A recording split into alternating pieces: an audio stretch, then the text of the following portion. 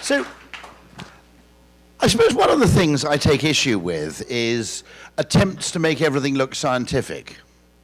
And one of the reasons for that is, if you think about it, as soon as you give people in business or in public policy the idea that what they're doing should be scientific, they immediately harken back to their time at school and they think, I remember science. It was the time when, unlike English or history, everything had a single right answer. And if you weren't right, it was wrong. And I've increasingly come to the idea that trying to make real life things purely scientific in that same way may be leading us badly astray. And part of the reason for that is not only, I would argue, in many, many marketing or psychological areas, is there not a single right answer. It's even weirder than that, that sometimes in physics, the opposite of right is wrong, okay, broadly speaking. In solving problems in terms of human psychology, weirdly, the opposite of a good idea may not be wrong, it may be another good idea. Because depending on the frame, depending on the context we bring to bear to anything, something can be good or bad, not dependent on what it is, but simply on how we perceive it.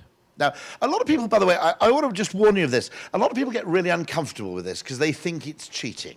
Okay, and it kind of is cheating in a funny kind of way. You can call it cheating or you can call it magic. You can frame it either way. And funnily enough, the person who introduced me to this, strange given that I work in advertising, was actually my brother, who's an astrophysicist. And he said, no, there are two things you can do if you want to sell a car. You can either have cloth seats, okay, and replace them with leather seats and charge more for the car.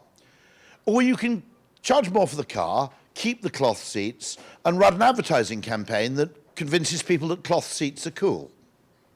Okay? And he said, as long as you accept that value is subjective, they're both equally valid. Now, you might argue, by the way, interestingly, that the second one is environmentally more friendly than the first.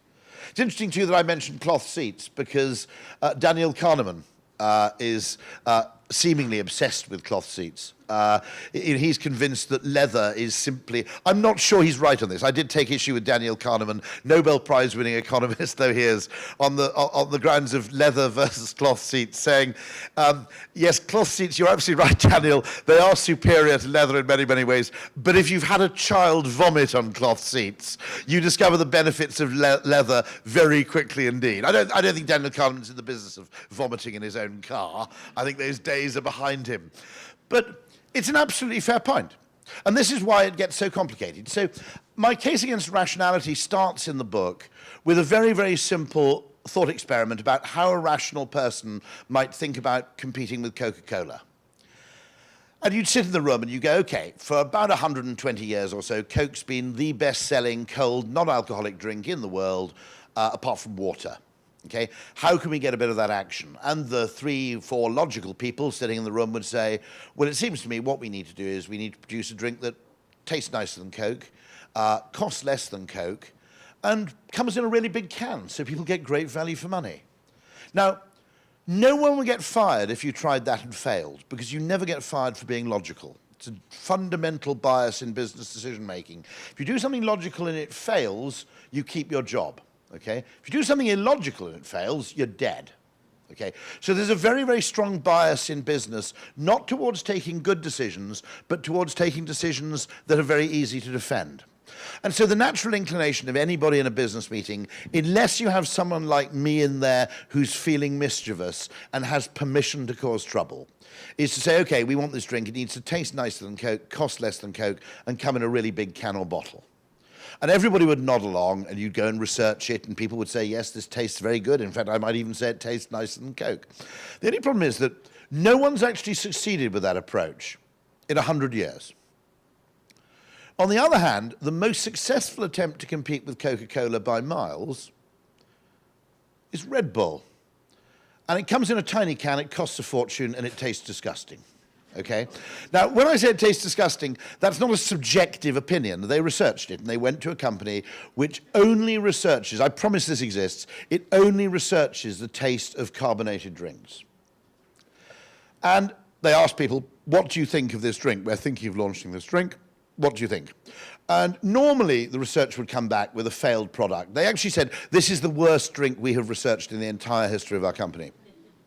Normally research respondents would say something like, oh, it's a bit sweet for me, it's more for kids, bit cloying, not really my thing. No.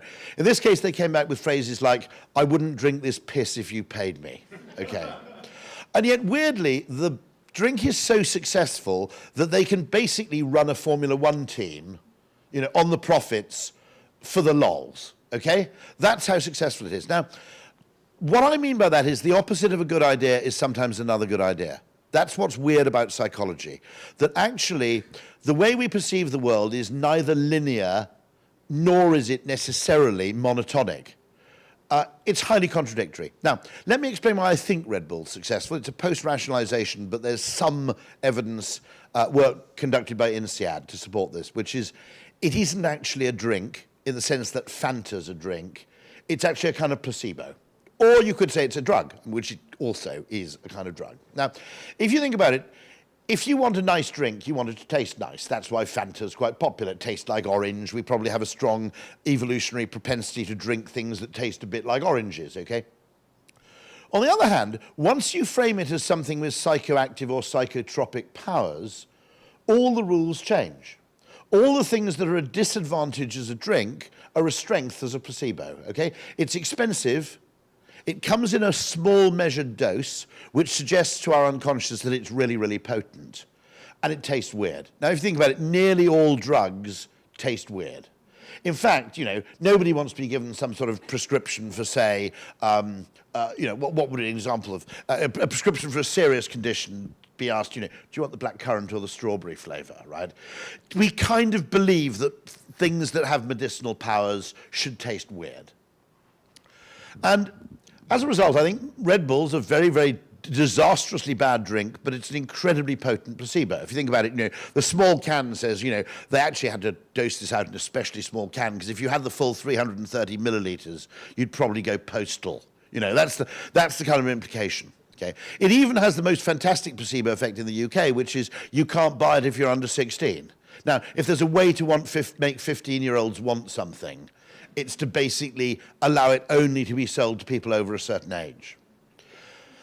And I don't know if anybody remembers, did this ever exist in Canada, a thing called Sanatogen, which was a tonic wine? It existed in the UK in my childhood. It was a very, very sweet tonic wine. Now, I think a tonic wine really existed for people who were sort of Presbyterians, but mildly alcoholic, and could get away with it by pretending to be ill. That's my suspicion, okay?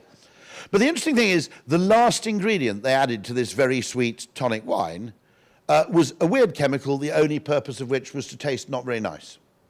And the argument for this was, if we don't make it taste a bit weird, okay, no one will believe it's medicinal.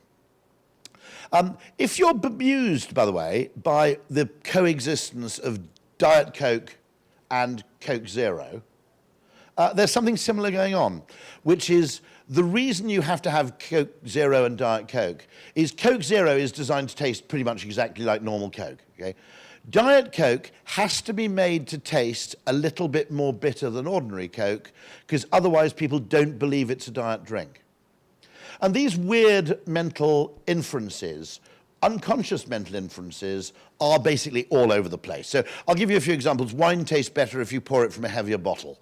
Wine tastes better if you tell people it's expensive. Painkillers are more effective if they're branded. Painkillers are more effective if they're expensive, by the way, or if you tell people they're expensive. I'm the only person in the UK who campaigns against the fact that you can't buy expensive aspirin anymore, because we've entirely genericized the production of aspirin. There's no branded aspirin. And my argument is, this isn't going to work. I haven't got an 89p headache. I've got a £3.50 headache, for God's sake, right? Funnily enough, the makers of Nurofen got into huge trouble with these boring people at the Australian Competition Commission because they were charging a premium for Nurofen, which was chemically identical to the ordinary Nurofen, but was more expensive because the packaging made a promise that it was effective against a more specific kind of condition. So there was Nurofen for period pain, Nurofen for cold and flu, Nurofen for something else, and they charged more for these, even though chemically the active ingredients were no different for bog standard Nurofen. Now, I wasn't called upon to give evidence, I was willing to support them in this complete fraud on the grounds that, tragic but true, writing Nurofen for period pain on the packaging and charging a bit more for it would make the drug more effective against period pain. Okay? I actually said they weren't going far enough. I said they should have had I've lost my car keys Nurofen and Nurofen for people whose neighbours like reggae. You know, I thought you could have gone much deeper with this whole idea of specific annoyances. But actually, if you say it's for a specific thing on the packaging and you charge a bit more for it, the placebo effect means that actually it's a more effective painkiller. So yes, to some extent there was a degree of deception going on, but they were only deceiving your conscious mind. Your unconscious was weirdly happy to play along with the deception. And so I suppose I became weirdly and accidentally famous because of a TED talk I gave in about 2007, where I just made this point about how when you're trying to improve something, generally there's an engineering solution and there's a psychological solution. And we tend to regard the engineering solution as honest, decent, and fair because it improves objective metrics. And we regard the psychological solution as a bit of a con. And my view is that, taken to extremes, this is a very dangerous and false dichotomy. And it all started with a kind of joke, which was, at the time, the UK was planning to spend £6 billion creating fast railway lines between London and the coast at Folkestone to reduce the Eurostar journey time between Paris and London from about 3 hours and 10 minutes down to about 2 hours and 40. And I simply made the point that, yes, you could do this, you could have a budget of 6 billion, and you could sort of improve the Eurostar experience a bit by making it faster. And that's what every engineer would do. They'd say, we have to improve the objective characteristics of this journey, speed, distance, capacity, all those kind of things. And I said that isn't necessarily true. I said, you could take 1% of that budget, and you could just put Wi-Fi on the trains. Now, I argued that that wouldn't reduce the duration of the journey, but it would massively transform the usefulness of the time, or indeed the level of entertainment of the time. You might be working on the train if you're going to a business meeting. You might be watching a film. It doesn't really matter, okay? Now, the fact that humans do not react to time objectively, I think is actually proved linguistically. We have phrases like, it was the longest 10 minutes of my life, you know, or, for example, time flies when you're having fun. That our perception of time is not that of a metronome or a ticking clock. You know, whether something feels like a long time or something feels like a short time is dependent on lots of things, including the mood we're in, okay? And so I took that a bit further and said, if you think adding Wi-Fi to the trains is too boring and inexpensive, I said, why don't you just take another £1 billion from your 6 billion budget, employ all of the world's top male and female supermodels, get them to walk up and down the train serving free glasses of Chateau Petrus to all the passengers. I said, not only will you still have saved £5 billion compared to the engineering solution, but people will ask for the trains to be slowed down. And it's very, very interesting because if you think about it, we're trying to improve the world. Engineers will always try and improve the world objectively on the assumption that an objective improvement is a subjective improvement. And I think quite often that's actually wrong. First of all, I think the subjective improvement might be a lot cheaper. It might be a lot easier. It might be more environmentally friendly, by the way, because generally making people cheerful and allowing them to watch films on a train is going to use less non-renewable resources than making a train faster or building new trains. But also, of course, it's worth remembering that our enjoyment of the world isn't really much dependent, beyond a certain point, on things like how long a train journey is. How comfortable the seat is probably a more important consideration, for instance. Or is there a table on the train so I can actually have a cup of coffee and use a laptop? Those things start to become more and more important, particularly as you near the limits of reasonable train speed, because you're up against the laws of physics. And as you know, it's not that difficult to get a train that can go 30 to go 60, but getting a train to going from 150 miles an hour to 300 is pretty damn difficult because, of course, you have lots of things which are, the square of air resistance or whatever it may be. And at that point, the case for psychological solutions versus physical or engineering solutions, I think, becomes very strong. It's worth remembering, of course, that all SI units, with one exception, I think, all scientific units of time, distance, weight, etc., are independent of human perception. There's one exception, by the way, which is the lumen, which is the unit of luminosity, where they realized that merely measuring how many photons a light source gave out wouldn't be very good unless you weighted it in favor of the visible spectrum. Interestingly, there was debate when they introduced a unit of temperature to say that actually we should actually give similar consideration to human perception. Now, there's American weather forecasts where they go, it's 73 degrees, feels like 68, okay? That's an acknowledgement that what a temperature is and how it feels to us aren't quite the same thing, depending on wind chill, humidity, and a load of facts. And there was weirdly a debate about temperature for a time, at least ambient atmospheric temperature rather than scientific temperature, that said we should do the same thing as with the lumen. We should actually factor in things that actually affected how we felt, not just pure temperature. But they lost that one. And nearly every scientific unit is as perceived by an objective measuring device, not as perceived by a human. And the way we perceive things is hugely different to what they are. And that point I made that actually, in many cases, the opposite of a good idea is another good idea. The opposite of the logical solution may also present you with really interesting possibilities, but nobody ever tries them. And those of you who are familiar with marketing will know the story about Betty Crocker cakes, which was an instant cake mix, where you simply added water, put the mix on a baking tray, wanged it in the oven, and a cake appeared. And they couldn't sell it. Nobody would buy it. And some psychologists suggested, it's too easy. You don't feel you're cooking, you feel you're cheating. You need to create an added degree of difficulty, which makes people feel they've actually put something of themselves into the cake.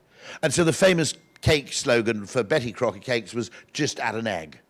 And it required you to add an egg, which made people feel, American people of the 1960s obviously had a pretty shallow idea of what cooking was, but when they were actually adding an egg, they actually felt they were bloody on MasterChef, basically, as opposed to just mixing something with water and putting it in the oven. The addition of an egg, which is sort of wholesome and organic, completely transformed the perception of the thing. And so counterintuitively, making something a bit more difficult sometimes makes it better. Email would be better if it weren't instantaneous, I believe. Okay?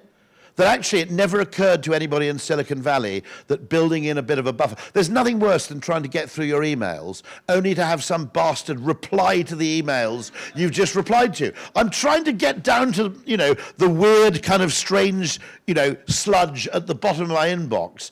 And these bastards keep replying to me. In many ways, actually, emails should probably be deferred. You should be able to send an instantaneous email, but the default should not be instant. Okay.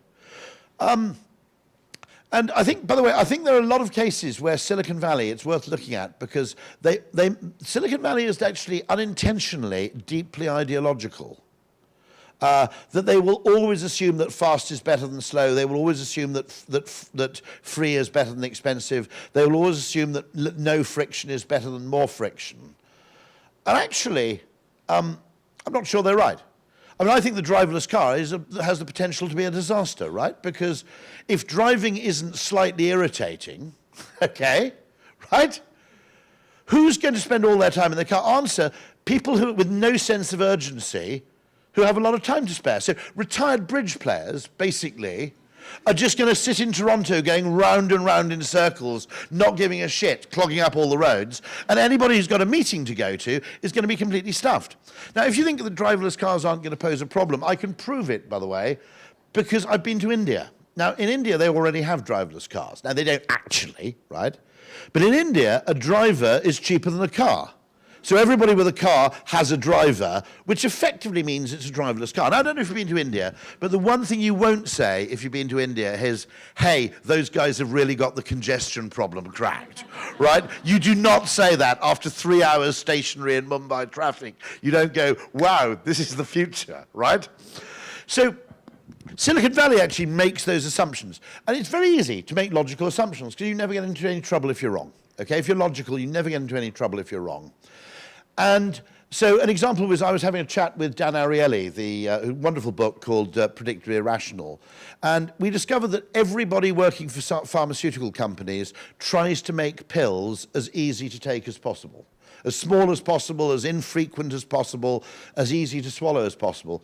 And both of us said, whoa, there's a potential problem there. One, you're minimizing the placebo effect, possibly, because you might want to add a degree of difficulty. But actually, with a lot of pills, the most important thing about them is that you remember to take them really regularly. And actually, we said, in many cases, you should probably add a bit of a ritual to the preparation of the medicine every evening so that you don't forget. And also, so that there's never any ambiguity about whether you've taken your medicine or not. So actually having medicine which you had to grind up and dilute may be, in some cases, a better solution. IKEA, by the way, very interestingly, also understands this reverse psychology. Comparative, who founded IKEA, believes, with I think some justification, that if you're selling cheap furniture, if you make it really easy for people to buy quite nice furniture that's really cheap, they'll tend to assume there's something wrong with the furniture. But if you make it a right royal pain in the arse to buy the stuff and an absolute bull's ache of an afternoon assembling the stuff, then you'll see that the low cost plus the effort destigmatizes the low price. But also he believes that we value the furniture more because of the effort we've invested in both acquiring it and assembling it. That actually, because it's accompanied by a feeling of accomplishment, we don't just treat it lightly or assume that the low cost means that there's something wrong with it. And I think it's just really important to say that this attempt to make everything look scientific may be quite problematic, because one of the things I've noticed in business in the last 15, 20 years, particularly since the invention of the spreadsheet, is you can't do anything unless you have an exact case in advance for what's going to happen and how it's going to work and to what extent it'll pay off. Okay. Now, the only problem with that in a complex and unknowable world with a high degree of uncertainty is it completely prevents you from doing anything which is probabilistically worthwhile but not predictable or measurable in advance, or not attributable in hindsight. Okay. Now let me give you an example of this kind of behavior. And I made an argument that there's a perfectly good reason for advertising, and that we don't have to get into all this business of ROI and cost-benefit analysis and all the other stuff. There's a really good reason to advertise, and it's as simple as this, okay? If you're famous, more lucky shit happens to you than if you're obscure. Now, we can't predict in advance what form that luck will take, nor can we attribute in retrospect all the good luck that actually arose because of our fame. We can't attribute that to a specific marketing activity. But since opportunity and fortune tend to be more positive than negative, it makes sense to maximize them. Now, let me explain to someone who understands this. If I ask my daughters, these aren't my daughters, they're just some random teenagers, but there you go. Okay. If I ask my daughters, I'm 53 and I've got two daughters, they're twins, they're 18, and they insist on going out on a Saturday night, okay? And this is bloody annoying if you're 53, because if you're 53, your idea of a great Saturday night is watching the Discovery Channel in your pants, basically, okay? But when you're 18, this is not your idea of a good Saturday night for some reason. You want to go out to a party. And if I ask my daughters, why do you insist on going out every evening, particularly on Saturdays, they'd basically reply, because I might get lucky. Now, the luck might be sexual, romantic, it might be they make a new friend, they get invited on holiday, they get told about a really good job opportunity, they learn some exciting gossip. It might be they get invited to another, even better party the following weekend. Okay? They don't know. They couldn't do a cost-benefit analysis. They couldn't do a spreadsheet saying, okay, cost of going to party X, benefit, and list some quantifiable benefits. But they know something perfectly true, which is that if you go out, lucky shit might happen to you, and if you stay home, it won't. Simple as that, okay? Right? You know, you're not going to stay at home and have some sort of weird supermodel bang on the door saying, I've been looking for you, right? Nothing really positive is going to happen if you stay at home on a Saturday night. And my daughters as teenagers, and of course in Darwinian terms, at an age where you have a strong instinct to maximize opportunity, okay, they instinctively know that. And equally, when you do get lucky at a party because you end up with a nice job or you end up invited on holiday or end up invited to a better party, you can't really attribute that to any specific party you went to, can you? You just go, well, because I'm a bit out there and I've met a lot of people, some fortunate shits happened to me, right? But you can't actually necessarily reverse engineer or reverse explain fortune. This happened, by the way, with my book. A very fascinating case in point with my book. And my argument is you should advertise just because when you're famous, okay? If you're a famous company, when your chief executive rings somebody up, they call back. Okay? If you're the chief executive of, say, Rolls-Royce or Royal Bank of Canada, okay, you can ring pretty much anybody in the world who isn't a president or prime minister, and they'll call you back, right? If you work for, Zog Incorporated, nobody calls you back, okay? If you're famous, people come and want to work for you. They work for you for less money because they want a famous brand on their CV. People come to you with opportunities. People come to you and propose partnerships. People come to you with good ideas, right? None of which will ever happen if they've never heard of you. Now, the fact is, nobody ever says, thanks to our marketing campaign, that guy called me back. Therefore, our marketing campaign has been worth £8 million because if they hadn't called me back, we wouldn't have got this contract. Okay? But that's how it works. And it's very interesting because I said, look, this is a purely probabilistic justification of indiscriminate mass marketing. And I presented it to Keith Weed, who's the marketing director of Unilever, and he said, the weird thing about that is, he said, I think you're right, he said, but the weirder thing still is, I've done my job for 25 years, nobody has ever presented that justification to me. They always say, the purpose of your advertising is to achieve this specific predefined objective. And when I produced my book, by the way, the one thing, there's a guy called Chris Evans. The Brits here will know who he is. He runs a thing called the Virgin Breakfast Show, which has about 2 million listeners. By complete fluke, one of the press releases from the publisher went to a guy who worked on this show. I never would have sat down and said, it's a behavioral economics book by a marketer about, consumer psychology and, and a bit of evolutionary psychology. We need to get on the Chris Evans show. It's ridiculous, objective in advance. But if you make a lot of noise, the odds of some lucky random crap like that happening multiplies by a factor of 5 or 10. And sure enough, I get invited on the show. He likes the book. I didn't hear this. I was somewhere else. But the next day, he kept burbling on about this book. The only reason I realized something weird was going on was because for about 5 days, it was number 8 on the Amazon bestsellers chart. So it was actually outselling The Hungry Little Caterpillar, which when you think about it, if you've got a child, that's actually compulsory, buying The Hungry Little Caterpillar. It was outselling in the UK The Highway Code, which you have to buy if you want to learn to drive. Now, there's a really interesting point going on here, which is if we try and make everything quantifiable and we make everything predictable and we make everything measurable, one of the things we're denying ourselves is just the chance to get lucky. And if you think about it, this is very strange because I've just been on Twitter this afternoon and there was a very I'm by the way, 50-50 on Brexit, just in case you ask, okay? I'm pretty meh about it, to be absolutely honest. But there are loads of people who go, if we leave the European Union, our GDP will fall by 2.703%, year on year. And if someone else comes in and they said, this is total bollocks. The idea that you can know the future to that level of accuracy is ludicrous. If you did, you'd already be a billionaire, if you really could predict that level of accuracy. But the other point I made is that it's a stupid thing anyway, because costs are much easier to quantify than opportunities are. Because costs come out of something we know and can recognize, and opportunities basically come out of the blue, right? So one of the reasons I think large corporations are really, really bad at innovating is they're really, really good at working out the costs of things, but when something's unquantifiable, like an opportunity, they immediately run away. Because once there's a degree of uncertainty, even if probabilistically doing something is quite a good idea, once there's a degree of uncertainty, once you can't quantify the benefit, business loses interest completely because you can't put it on a spreadsheet. And so there's a really, really important point here, which is that human behavior is a massively complex system. There are feedback loops, there are interdependencies, there are emergent properties, more or less anywhere. I mean, one of the strangest things I had as a discussion with Nassim Taleb was the point that one of the reasons capitalism is a really good system is it rewards lucky assholes, right?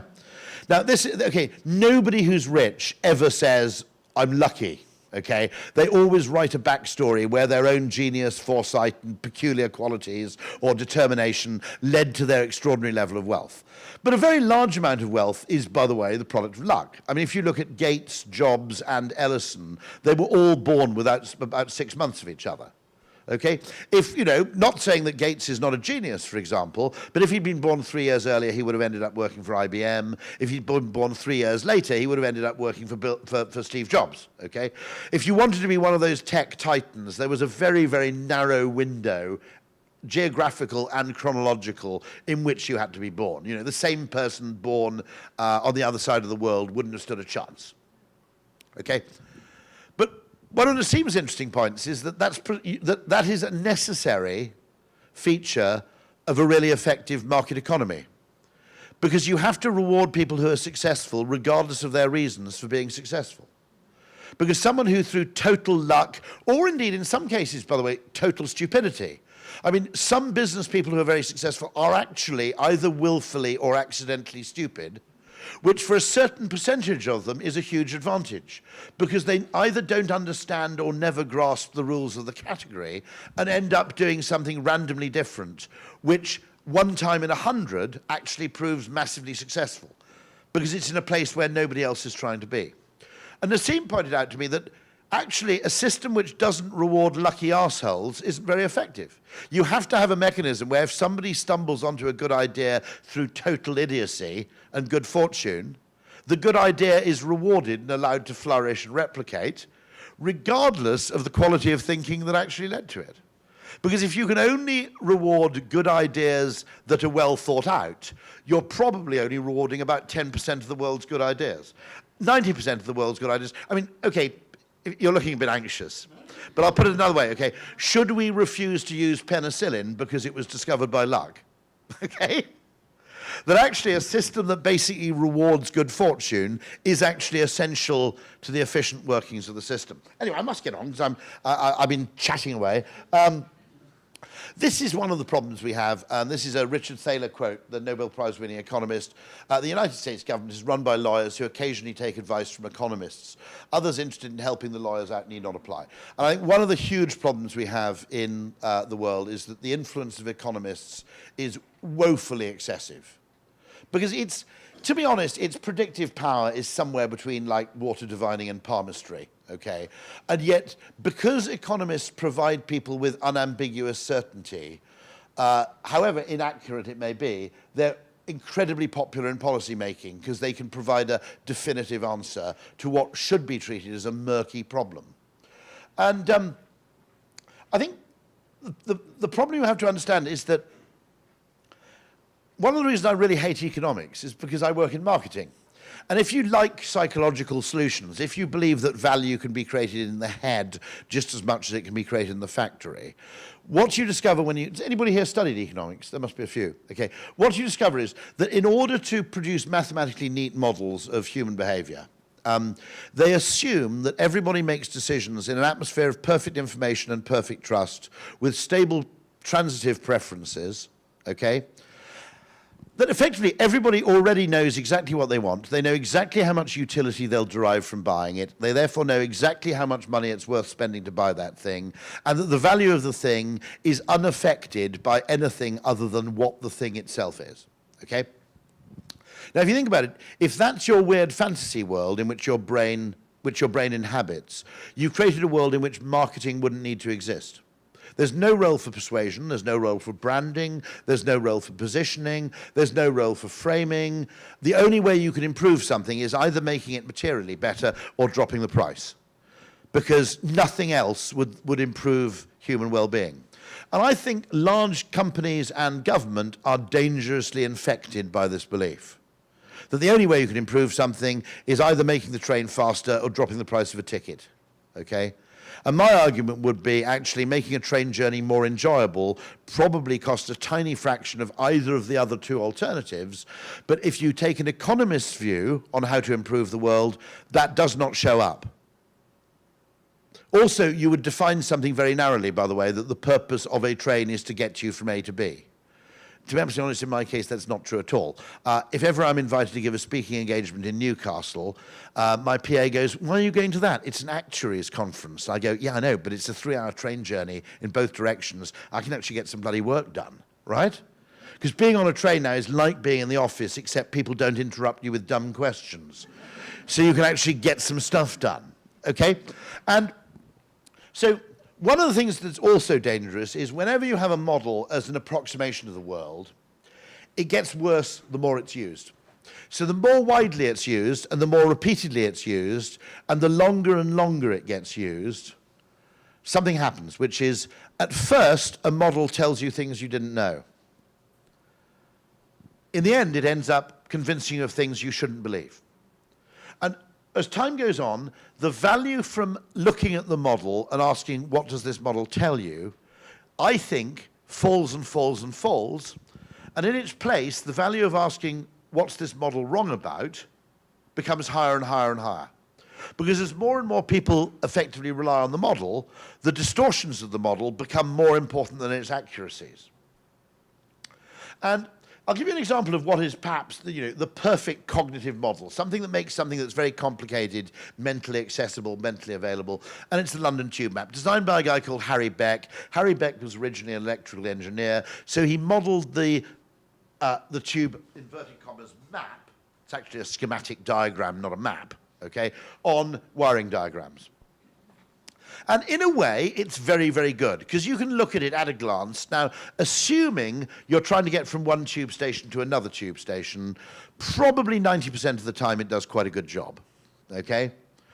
It's better, Now, the interesting thing is, however, it has fairly significant biases, because one, it's not remotely faithful to distance or geography. Not a bit.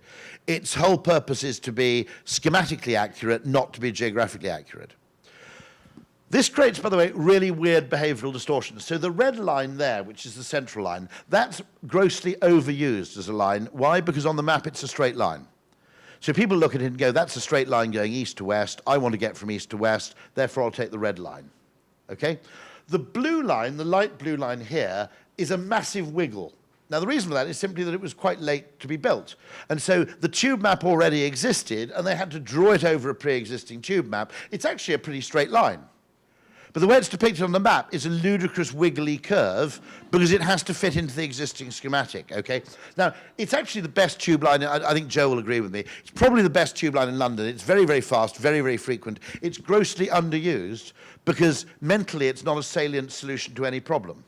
It looks like the wiggly line. In fact, it's so unsalient that for 8 years, I didn't realize you could get from Victoria Station to Euston Station on that line. And when I discovered it, it was a complete revelation.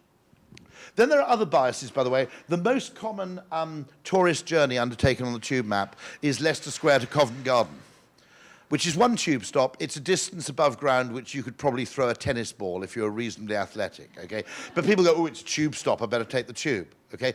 Ludicrously close together. When Ogilvy, it was Lancaster House. There was a woman who used to come into Charing Cross. I can't remember what she did. No, that's right. She used to come in on the Central Line and change to Charing Cross on the Northern Line every day for a whole year, okay, without realizing that the two stations are about 100 yards apart, okay? But the vital thing that happens is that there are other distortions, by the way. If you want to get from Paddington to, let's say, Bond Street on the red line, okay? This looks as if it's a straight north-south line. Actually, between Paddington and Notting Hill Gate, you're going a long way west in the wrong direction. But the map doesn't show that because it's schematic, okay? The best way to get from Paddington to there is actually to walk to Lancaster Gate, which is Queensway, Lancaster Gate there. Now, Paddington to Lancaster Gate looks like a massive distance on the map. It's actually a few hundred yards walk, okay? So after a time, what unfortunately happens is people stop even treating the tube map as a tube map. They start treating it as a map of London. And then things go really seriously wrong. Because, first of all, virtually none of the tube is in South London. So North Londoners have no clue how people in South London get to work. I think they put their possessions in a white and red spotty handkerchief and tie them to a stick, to be absolutely honest. The rail network of South London, which is huge, extensive, above ground and pretty fast, doesn't appear on the map. We moved to Blackfriars, which is just here. And loads of my staff, I was asking them, how's your journey to work? And they go, oh, it's terrible, really, because I come into St Pancras, and I have to go all the way around the Circle Line, and then I have to walk across the bridge. I said, what the hell are you talking about? There's a railway line called Thameslink, which goes from St Pancras to within 50 yards of our front door. You go, oh, I didn't know. I go, what the hell are we employing these complete morons for? Was my first reaction. And then I realised that since my day in the late 80s, Thameslink is no longer on the tube map. It's a really, really good frequent railway line with trains every 3 minutes. But because London Transport doesn't make any money from Thameslink journeys, as a fit of pique, they took it off the map. The whole of the South London rail network isn't on it. And what starts happening, I tell my staff, okay, my younger staff who can't afford to live in London, I say it's really, really easy. If you want to find a place where you can afford to live in London, get a tube map and find out what isn't on it. I said, everybody else, all your contemporaries are going, I want to live near to the tube, because that's all they know, okay? I said, go and find a place next to a railway line in South London that's 15 minutes away from the office, and you'll find yourself a bargain. Now, just in case you think this is crazy, 2 friends of mine moved from Fulham. Now, anybody know Fulham in London? The people who live in Fulham are convinced they live in central London because it's on the tube. It's basically a suburb of Oxford. I don't know what the hell they think they're thinking, okay? But because it's on the tube, everybody who's on the tube thinks, oh, it's really central, right? They moved to a place called Herne Hill, which isn't on the tube, but is right next to a really good railway network in South London. Because it wasn't on the tube and because it had Hill in the name, they were basically expecting deliverance, to be absolutely honest, when they moved there, right? And to their complete bemusement, on their first day at work, after they'd moved, they discovered that their commute took half as long as it did from Fulham. And they generally couldn't get their heads around this at all. Because the entire mental idea is that the tube map is what is central and fast and good, and everything that isn't on the tube is basically the work of Beelzebub himself. And so this is what starts to happen with economics. It starts off as a map of a very simplified model of the world, and then eventually people start solving the problem for the model, not solving the problem for reality. And they think that if you've solved the problem on the model, you've solved the problem in real life. And that's what's happened with economics. It's just become grotesquely overused to a point where if you suggest anything in business which is consistent with economic theory, nobody really asks you test it, do they? Nobody ever says, well, our product isn't selling very well, so we'll drop the price. Nobody says, well, you need to test that, because it's consistent with theory. You'll never get fired doing anything that's consistent with theory, despite the fact that dropping the price of a product you're selling is the worst thing you can possibly do. You're effectively bribing people to buy what you sell. It's the most expensive way of selling a product, almost certainly, is to drop the price. And yet it's the standard default behavior of business.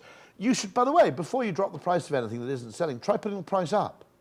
Now, that's going to drive you crazy, isn't it? I did this with KFC in South Africa, and they had a product that wasn't selling. And I said, have you tried putting the price up? And they go, well, how's that going to work? I said, well, it probably won't work, but if it does work, it's a hell of a lot more valuable than discovering that putting the price down works, right? And they tried it, and weirdly, demand went up a lot. Now, I think there's a reason for that, by the way. Very simple if you think about it. How many people here are KFC fans? No one? No one? Oh, is that a Canadian local alternative? I'm sorry. Okay. The point is, I think you go for KFC for 2 reasons. I think you go for a bargain or you go for a treat. And if something's priced in the middle, it's neither a bargain nor a treat. So this is what I mean about sometimes the opposite of a good idea is a good idea. I went bedding shopping with my wife once. And after I'd been looking at various bits of bedding for about 25 minutes, I said, can I make a deal with you? And she said, what's that? I said, can we spend one of 2 amounts of money in the shop, please? Nothing or a lot. And I said, what the hell do you mean? Why would you want to do that? I said, well, I'm not that bothered about our existing bedding. It doesn't hurt me or pain me in any way. I'm fine with it, right? Okay? So if we spend nothing, I can go home and I'm perfectly happy with this existing bedding. I've saved 200 quid and maybe I can go and buy a drone or something, right? Okay, I don't mind spending nothing because the bedding's okay. I said, What I don't want to spend is £200, so I've spent £200 and the bedding's no better than our existing bedding. What's the point of that? I said. On the other hand, I said, being a bit of a nerdy bloke, if we spend £500, I can get nerdily excited by things like thread counts, Egyptian cotton. Actually, I'm in Canada now. You're really into tog values, aren't you, and stuff like that, are you? Okay, I can get really excited about down, right? I can get really excited about feathers, Oxford pillowcases, all that stuff. Maybe even, wait for it, a mattress topper. Okay, now I spent 500 quid, but at least I've got an endorphin rush, right? Okay, whereas if we spend 200 quid, I'm 200 quid poorer and I've got no endorphin rush. I always say that, by the way. That's the problem with mid-market retail, isn't it? You don't get an endorphin rush from mid-market retail. You get a thrill at TK Maxx and you get a thrill buying something that's more expensive than you should. But if you buy something in the middle, it's kind of meh, okay? So quite a lot of these things are kind of weird. As I said, you can't go around assuming economics is true because life's just more complicated than that. There are weird things there. It's worth remembering that most of human life is emergent, okay? It hasn't been designed, and therefore things don't necessarily serve an absolutely clear purpose. There's a great concept in conservatism called the Chesterton's fence from G.K. Chesterton, who made the point that there's a very strong human urge where if you're walking around and you see something that doesn't make sense, there's a fence there and you don't understand what the fence is for, you knock it down. And Chesterton said that's the opposite of what you should do. You should first of all find out why someone built the fence, and then, if you're convinced then that that reason is no longer valid, knock the fence down. But don't knock something down simply because it doesn't appear to make sense, because it may have an evolutionary purpose within the system that you don't understand. And the classic example of this is actually, it's a good example in Canada, is the monarchy, okay? It's a bit like the human appendix. It's totally useless most of the time, but occasionally it serves a useful purpose.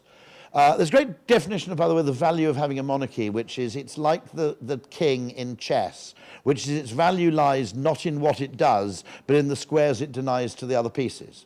And the best reason to have a monarchy is you don't want your prime minister living in a palace. Have you seen what happens in France, right? They get the president, they put him in a palace, 3 years later they all go bonkers, right?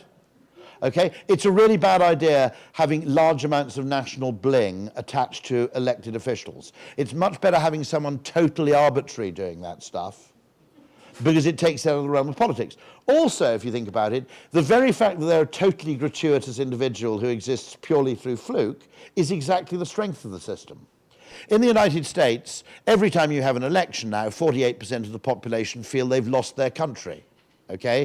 If you've got a monarchy, however arbitrary and stupid and ridiculous it is, and however tokenistic it is, you don't feel the same thing. So just because something looks a bit stupid, okay, doesn't mean that your instinct to get rid of it is necessarily healthy. There are things which look pointless and which in the short term you can probably remove with impunity. Actually, the human appendix, interestingly, they having long believed it was entirely pointless, it's nothing of the kind. It's because when you have a bad bout of the shits, your appendix effectively keeps a sample of your gut bacteria, which can repopulate your gut once you get a bit better, okay? So it's a bit like those, miners used to carry sourdough, a live culture around their neck in a little pouch, okay? It's a living thing that preserves a particular sort of gut microflora balance, even when you have very bad, and under certain hospital illnesses, you're much better off having an appendix, actually. Most of the time, though, it's useless. If you look at the monarchy in Spain, okay, it was decisive at one point. When Franco died, he wanted the power to pass to the monarch. Without the monarch saying, no, this is going to be a democracy, you wouldn't have achieved it. Okay? The very fact that the person's arbitrary. The Catalans, I think, are making a big mistake. They want a Catalan republic. Okay? To be honest, if you're prepared to just retain the monarchy, you can have a huge degree of autonomy without it seeming like a major identity crisis for the Spanish, because you've kept some symbolic link at the very top. So I've always wanted to ask, there aren't any Catalans here, are there? I've always wanted to ask why they're so insistent on the republic idea, because it seems to make the whole thing more difficult than it would be otherwise. And so what we've done with economics is we've created this McNamara fallacy anyway, where everything has to make sense, everything has to be measurable, everything has to be quantifiable. And that's based on the assumption that life is like physics, where all the important metrics that determine the outcome of something are numerically available, and that you have all the information required to understand a condition, and it can all be expressed in 1 or 2 or 3 units, and they're interrelation. And as Hayek discovered in his Nobel Prize acceptance speech, if you think about human behavior, okay, there are hugely important things in human behavior which don't have a unit. They don't have a mathematical expression. There isn't an SI unit of irritation or annoyance or regret or, disdain or insult. Any of those things which might drive our behavior, okay, they aren't mathematically expressible. So the idea that you can create this totally stupid mathematical model of human behavior as though humans were like atoms is basically absurd. And it's known sometimes as the quantitative fallacy. It's sometimes actually called the McNamara fallacy, because during the Vietnam War, this guy who came from industry wanted to fight the Vietnam War quantitatively. And he was obsessed with having a numerical metric, and rather tragically, the metric he decided on was the kill count, and it was the kill ratio. Now, that was bad in 2 ways. It's bad because it's a horrible metric to have in the first place and a horrible objective. It was also bad because if you're fighting a guerrilla war, if you kill someone unjustifiably, you probably create 3 volunteers for every 1 person you kill. So in many ways, it was actually a diametrically wrong metric to choose. But there wasn't a metric for hearts and minds. There wasn't a metric for winning over emotional support. So you're forced to basically pick whatever happens to be numerically available, which may be an appalling thing to choose. And so I often describe, when I said that the tube map, after a time it's more interesting knowing what it's wrong about than what it's right about. I'd often say that there's a science of knowing what economics and logic is wrong about. Because if we overuse logic and we overuse economics, at some point there's a lot of value to be determined in saying, if everybody else thinks this, where does this cause problems? I've also argued that in business it's different from science. In science you're trying to be right, but in business you don't actually have to be right, you just have to be less wrong than your competition. Okay? And so I'll just give a few examples. One of the interesting things that fascinates me is that if you look at a business, it's only the marketers within the business who are really looking at what does this business seem like when viewed through a customer's eyes over time. If you're trying to change human behavior, or you're trying to change the world, or you're trying to build a popular business, or you're trying to grow a business, and you don't spend some time looking at something through the consumer's eyes, you can basically do really, really dumb things. And this happened to me. This actually happened to me about a month ago, okay? So a bunch of economists and completely rational people decided that to encourage people to get electric cars in the UK, they'd subsidise electric cars to the tune of about £5,000. And they also decided that to encourage people to get electric cars, it would help if there was a subsidy if you got one of those 7-kilowatt charging posts at home. So instead of costing £500 to install it, you'd only have to pay £250. So I think, oh, this is looking pretty good. So I go to my electric car dealership and say, I'd like to buy an electric car. And they go, look, here's one here, you get a subsidy. I go, great, yeah. Okay, but before I buy that car, I better go home and make sure I can get one of those electric charging points, because I don't want to spend the next 3 years with a bloody cable coming out of my bathroom window. So I ring up the charging point people, and they go, yeah, you get a subsidy. I said, I know, I heard about this already, £250. They go, yeah. So instead of costing £500, you can install a 7-kilowatt fast charger for only £250. I said, sign me up, I'm right there. They said, you've got to prove you've got an electric car. Now, no one in the Department for Transport has read Catch-22, okay? But the other weird thing when you think about it is this. I said, as a marketer, you don't actually need to subsidise the electric car. Because if you can persuade someone to spend £200 getting a charging point installed on their house, the next car they buy is bound to be electric, isn't it? Because imagine this, okay? You've just spent £250, you've got this nice 7-kilowatt charger on the wall of your house. Well, you're going to feel a bit of a dickhead buying a diesel, aren't you? Really? Okay? So I said, look, a marketer would say the most important thing is to get people to install a charging point. Have a subsidy which reduces over time so everybody has a real hurry to install their charging points. Once everybody's got a charging point at home, selling the buggers a car is actually a piece of cake. But no one outside the marketing viewpoint understands path dependency or order effects. Because they just go, we've subsidized the car, we've subsidized the charging point, therefore we've solved the problem. If you want to solve problems psychologically, we have in the NHS a lot of debate back home about waiting times. And of course, waiting times are measured objectively. How long did the person have to wait before they saw the specialist who could treat their condition? Now, my cousin, who's a consultant in A&E in the north of England, points out that actually how people emotionally react to waiting to see a doctor in accident and emergency in a hospital can be completely transformed by a tiny little bit of alchemy. It's a tiny little trick. When the person comes in with whatever their condition is, you see them quite quickly. There's a triage nurse, something similar, who goes, okay, you'll need to see the specialist in so-and-so, and it may take a few hours. Now here's the decisive moment. If you say, come and wait for the specialist, and you show them into a different waiting room, they're completely happy sitting there for 3 hours. If you send them back to the original waiting room, they go batshit insane after about 35 minutes. Now, my argument is, look, why do we have as a metric time when actually the metric we're trying to reduce is irritation? And it's the McNamara fallacy. We're trying to have a metric which is objective when the only thing that really matters isn't how long someone has to wait, it's how bloody irritating the wait is.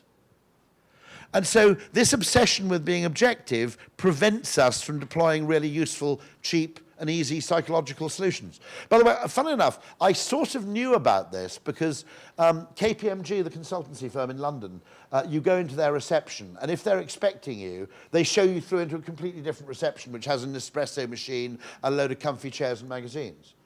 And the weird thing was, I had to, for some reason they were running really late, I had to wait half an hour. Now, had I been left in the downstairs reception, I would have been really pissed off after 20 minutes. To be honest, once they'd taken me through to the slightly nicer room, I was happy as Larry for the next 45, okay? I don't know why it works either. It's weird, but who cares? It works, right? We don't have to understand it to use it. Your own Canadian chappie, I believe, is the co-inventor of Uber, is that right? Apparently, one afternoon, he was watching Goldfinger. Anybody know this?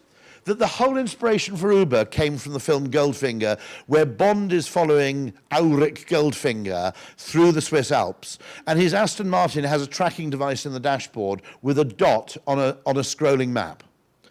And your fellow Canadian was watching this one afternoon, possibly under the influence of some substance or other, and said, that's what should happen when you order a taxi. Uber is an extraordinarily clever piece of ingenious psychology in that it doesn't reduce the time you wait for a cab so much as massively reduce the frustration you feel ordering one. And there are about 7 tricks I could list. If I'm going into the whole burble thing, I can point 7 really ingenious things it does which you may not even notice. The first one, which no one notices, is by giving you an estimate of wait time before you commit, it manages your expectation. So if it says, estimated waiting time is 17 minutes, you go, oh shit, that's a bit long. And then you go book, and the car says, I'll be there in 13. You don't go, oh Christ, it's 13 minutes. You go, oh, it's faster than I expected, okay? Because a huge amount of human happiness is nothing to do with reality. It's to do with comparison with expectation, okay? The coolest hotel I think I've ever stayed in, it was an Amnesty International conference. And if you're Amnesty, you know Amnesty International is, campaigning against injustice and stuff, all very Canadian. And obviously if you're Amnesty International, you can't just take over like a blinged up 5-star hotel. So they had this conference in a former, police station in East Berlin. And the rooms were cells, okay? And I promise I'm not making this up, okay? The rooms were so small that your bed was actually on a platform above your shower. The walls were concrete. There was a basic sort of rug on the floor. There might have been a small wall hanging on the concrete wall, a bit like an ISIS video, right? There was a black and white TV in your room. It only had one channel, and the channel, I'm not making this up, to this day only ever shows one thing, which is the Big Lebowski in continuous loop. Okay. Now, the interesting thing about this was, if you turned up at this hotel, they did one very clever thing. They had a brilliant 24-hour hipster coffee shop in the middle of the hotel, which served pretty much the best coffee I've ever had in my life, okay? Very clever thing. If you're going to do everything in a minimalist way, you've got to do one thing brilliantly well, as a kind of, look, when, this isn't all misery. But when I thought about this, I thought what was amazing about this is if you turned up expecting the Marriott, it would have been the worst evening of your life, basically. If you'd expected a conventional hotel. If you were told this is an East Berlin hipster hotel in a former police station, it was absolutely bang on the money. Whether something's good or bad is to some extent expectation plus or minus reality. It's not actually a function of what it is, it's a function of what you were promised and what you get. Which is why it's sometimes a really good idea to gratuitously add something that people weren't expecting. I don't know if you're fans of Five Guys. I know it's not Tim Hortons. Do you know I'm actually followed by Tim Hortons on Twitter, which I'm told is basically pathway to citizenship, pretty much. Okay. But Five Guys, if you notice, when they give you fries, they fill the cup, small, medium, or large, and they actually give you a whole scoop of extra fries in the bottom of the bag. That's a brilliant thing which says this isn't just transactional capitalism, this is relational capitalism. We're giving you a little bit extra that you weren't expecting. Anybody who stayed at a DoubleTree hotel with those cookies? Anybody done this? They have an oven underneath the check-in desk. Now, I'm a Brit, bear in mind, and so I turn up and they go, to welcome you to the DoubleTree Chicago, here's a bag of our signature DoubleTree. And as a Brit, I go, oh, for fuck's sake, what's this crap about? But actually, the weird thing is they're actually hot from an oven, and you take them up to the room, and they're actually delicious. Now, apparently, I talked to someone who worked at the DoubleTree. The finance director's been trying to kill the cookies for the last 10 years as an unnecessary cost. But the point is, I haven't stayed in a DoubleTree for 15 years. It's the only thing I remember. And if my PA ever came to me and said, do you want to stay at the Hilton Courtyard Garden or whatever it is, or do you want to stay at the DoubleTree? 15 years later, I go, cookies, DoubleTree. Okay? Apparently, the marketing director, by the way, is so pissed off with the finance director that last time he tried to kill the cookies, she just made them 50% bigger to piss him off. But that's the point. It's gratuitous, but the very fact that it's gratuitous, unexpected, and unpromised is kind of what makes it special. If you think about manners, all human politeness consists of slightly unnecessary effort. It's slightly gratuitous effort, which shows you're actually going out of your way for someone rather than treating them in a kind of, transactional, one-off way. And so, very interestingly, my point is there are loads of problems which, if you just reframe them psychologically, you can solve them really, really cheaply. The problem is that no one even tries because we give the problems to economists and engineers, and the only way they know how to solve a problem is by changing the objective reality. They haven't got any conception of using a bit of alchemy or a few mind tricks. And so this is this weird thing we have in the UK, £60 billion. It's going to take 10, 15, 20 years to build a high-speed rail link between London and Manchester, which will be about an hour and 5 minutes instead of 2 hours and 10. Now, I won't go into the whole burble stuff about it, but I merely pointed out to these people that the two purposes of this new railway line, costing £60 billion and taking 10, 15, 20 years to build, was to reduce journey time between London and Manchester and to increase the capacity of the network, okay? And I made the simple point that if they wanted to do that, I could do that for them for £2.5 million and it would take about 6 months. And they said, that's absolute rubbish, you can't do that. I said, yes, I can. I said, I'll just redefine what reducing journey time means. Every time I travel to Manchester, I buy a thing called an advance ticket. It's a bit like low-cost airlines, okay? That means you can only travel on a specified train. But if you don't buy an advance ticket, it costs about £1 million. So you buy an advance ticket, okay? And then you're frightened of missing that train, so you turn up at Euston Station to take your train to Manchester about 45 minutes early to leave a safe margin of error in case you miss the train. During that time, 2 trains leave, half empty, 40 minutes and 20 minutes before the one you're allowed to travel on. So all you need is to have an app that says pay £5 and you can join the earlier train and you can sit in seat J8, right? What you've done there by allowing people to pay to take an earlier empty train is you've reduced their journey time by 40 minutes or 20 minutes, because 3 trains an hour leave from Manchester, okay? And you've increased the capacity of the network because allowing people to travel on earlier empty seats is a good yield management practice. I don't want to get into the whole nerdiness of this, but if you think about it, if you want to get as many people from one place to another, okay, you try and fill the train with each iteration. When you saw the Americans leaving the Saigon embassy, okay, they didn't say, no, you're booked on the helicopter in 20 minutes, did they? They said, get as many people on as we can, okay? They didn't, Now, in the same way, if you want to maximize the capacity of a train network, you let people get on as soon as they turn up, because then that frees later seats for someone else who turns up later. Now, I'm not saying my solution would save as much time or indeed increase capacity to the same extent as spending £60 billion, but why would you spend £60 billion before you've even bothered to implement my suggestion? I just ask. The second thing is my suggestion reduces the totally wasted part of the journey, which is hanging around at the station waiting for your train to leave. Their 60 billion solution reduces the duration of the best part of the journey, which is the time you're sitting on the train, which is actually quite useful. And when I say there's a kind of blind spot where people are incapable of spotting psychological solutions to problems and resort to kind of economic or engineering solutions before they've even asked the question of what do people actually care about. When you think about it, we design chairs to fit the human body, okay? But we should design experiences to fit the human brain. We shouldn't ask the question, is this experience long or short? We should ask, what sort of duration does the human brain like? There's some evidence, by the way, which I was talking about this very subject, and funny enough, an economist came to me and said, there's quite a lot of evidence, I don't know if anybody else believes me, that people actually prefer not to live that close to work. Does anybody else find that believable?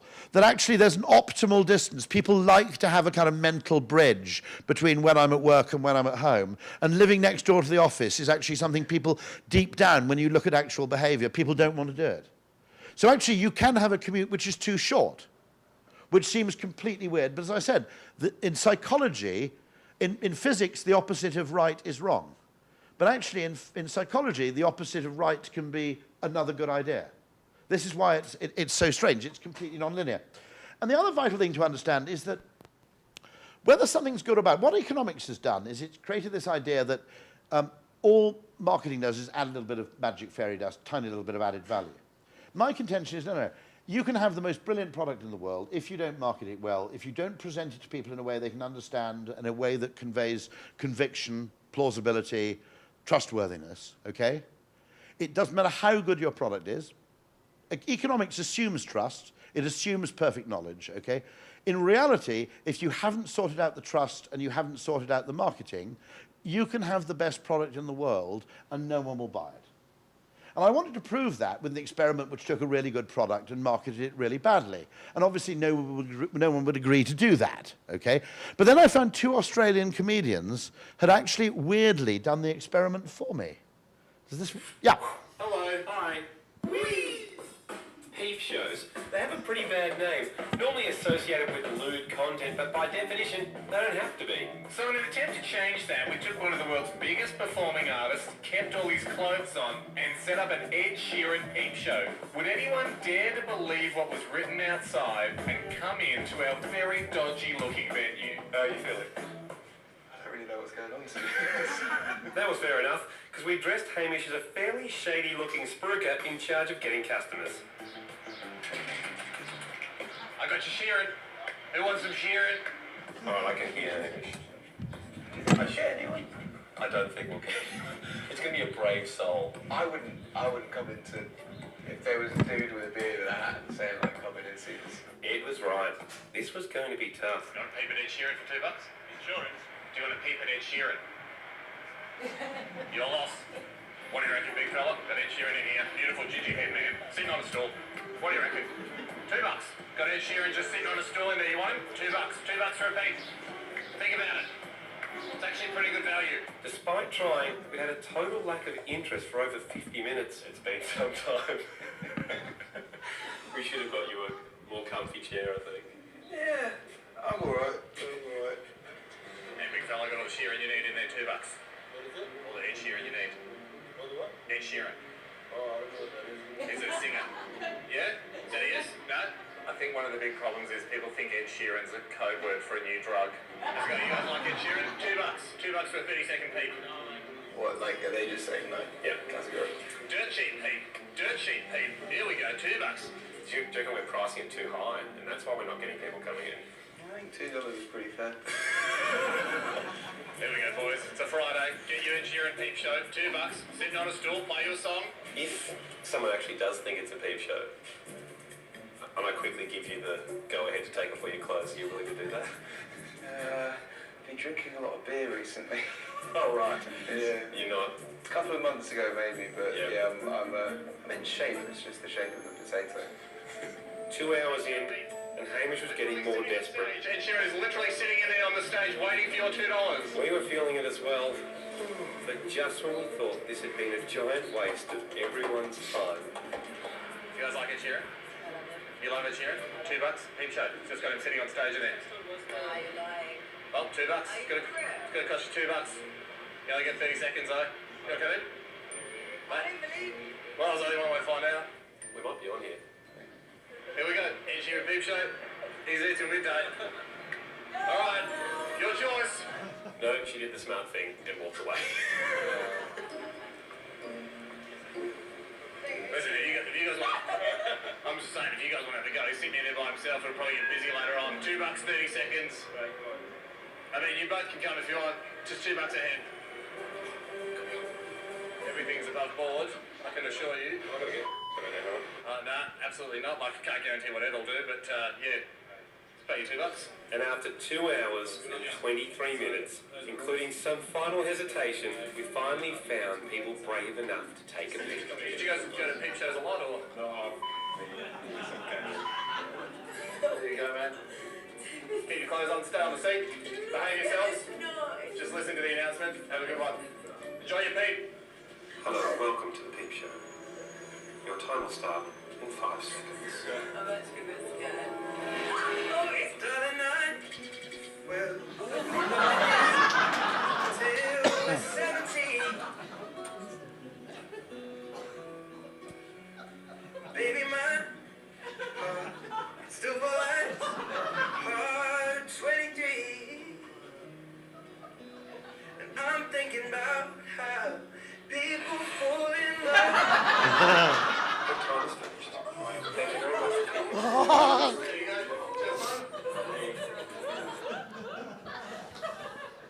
But the interesting thing about that is that if you think about it, if you'd actually just put a single let's say a half-page ad in the Melbourne Age, I think it's called, isn't it, the Melbourne newspaper?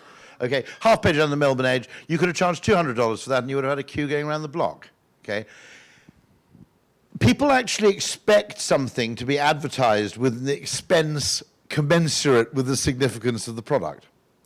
And actually, if you undermarket a good product, it doesn't make sense to people. Because they think, well, if this is really as good as you say it is, you'd be making more noise about it than you are. And if you think about it, flowers understand marketing, because a flower is basically a weed with an advertising budget, okay? And what they understand is that bees know that it's costly for flowers to produce petals. It makes you very obvious to herbivorous animals, okay? It takes quite a lot of resources to produce the color and the size of these petals. Therefore, the only reason you'd go to this effort of displaying your wares is because you've probably got a reliable source of nectar there.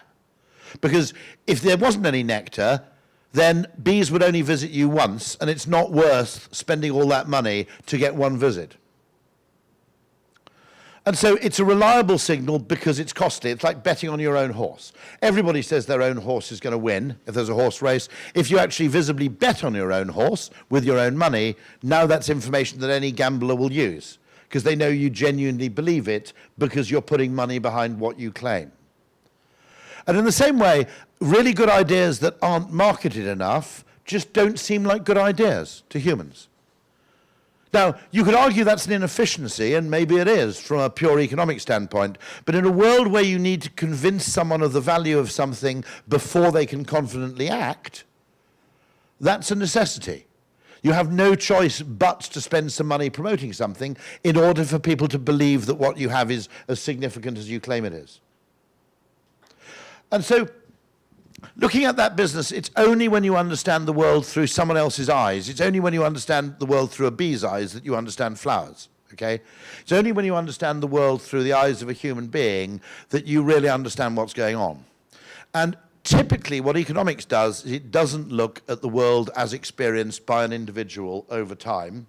It looks at aggregates, it looks at averages, it looks at information added up. Now, one of the most crazy distortions in the whole media landscape over the last 50 years, true in Canada as is in the UK, is rising property prices were, for about 40 years, portrayed as a good news story, weren't they?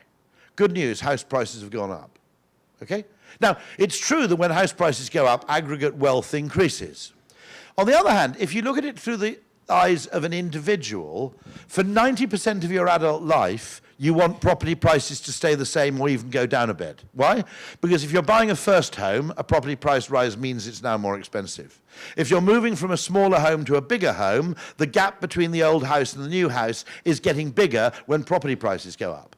The only people for whom property price rises are good news are people planning to downsize at the end of their life or people planning to kill their parents, okay?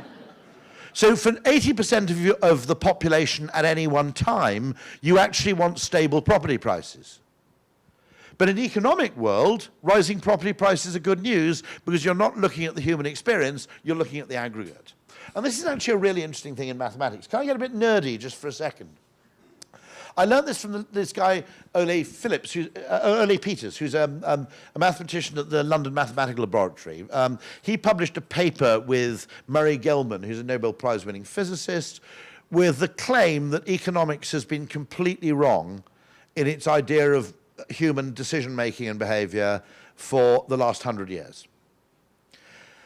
And the reason that economics has been completely wrong is it assumes that utility is additive. It's something you add, not something you multiply. Now, if you look at human fortune, there's something multiplicative about human fortune. The one thing you don't want in your life is 3 bad events in quick succession. That's much worse than 3 bad events that are spaced out, okay? Now, this is the mathematical demonstration of how what happens to the world on average isn't the same as what individuals experience, right?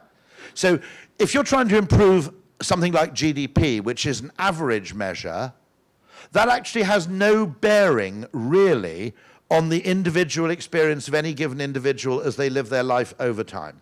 In fact, you can have a world where everybody's getting richer and where GDP is going down. I mean, I know that sounds weird, but I promise you that's true, okay? You can have a world where GDP is going up, everybody's getting poorer. And this is an interesting bet, okay? Imagine you have this bet where everybody starts with £100 and there's a guy standing next to them who repeatedly tosses a coin. And the deal is every time that heads comes up, you get 50% richer. Every time that tails comes up, you get 40% poorer. Now, most of you will go, that sounds like a pretty good bet to me. Half the time I get 50% richer, the other half the time I only get 40% poorer. So on average, I'm going to be 5% richer every time the coin's tossed. Okay? And that is sort of true, except the word average is meaningless when applied to an individual, because you don't enjoy the average gains, you only enjoy what happens to you. So let's just show an example of this.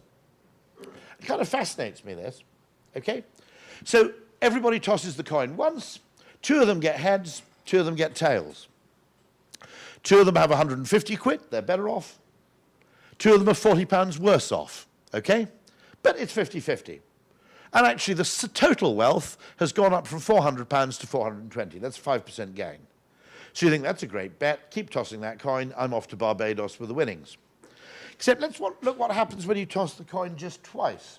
Okay? One guy ends up with a stack of money. He's got £225.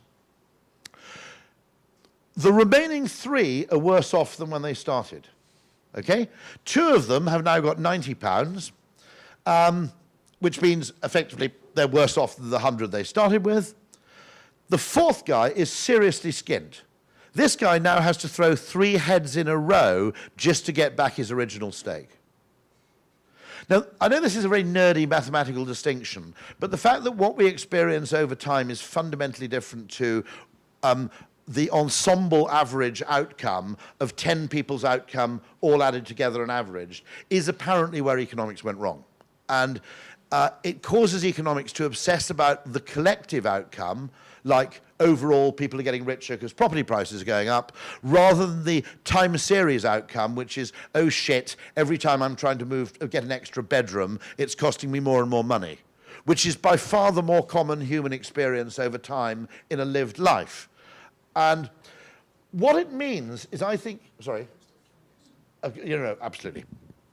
What this is called is ergodicity, and something is only ergodic if the average ensemble outcome is the same as the time series outcome, okay?